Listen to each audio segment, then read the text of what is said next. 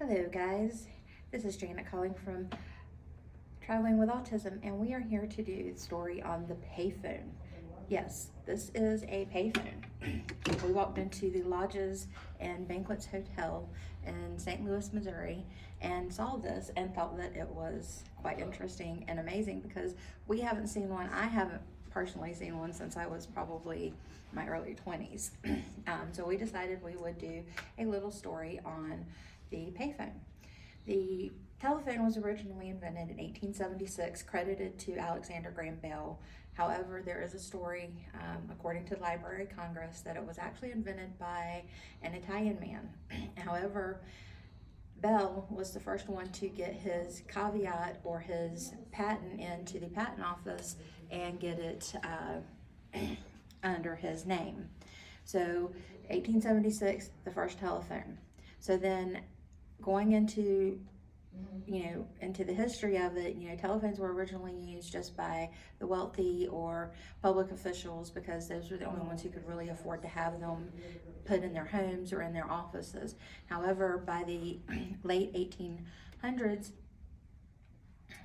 early 1900s, they started doing public telephones, or what they called telephone cabinets, and they were wooden cabinets where you could go in and use the phone, and then on an honor system you would pay after using the phone. The operator would be able to hear how many coins you dropped into the slot to pay for your telephone call. And also in those cabinets were desks so that people could actually sit and make notes, do some work while they were on the phone if they had to during that time.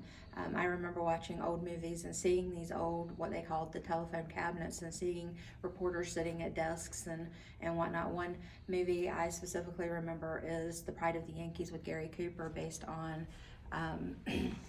the story of Lou Gehrig, and the reporter there, who was one of his closest friends, used a telephone cabinet with a desk in it.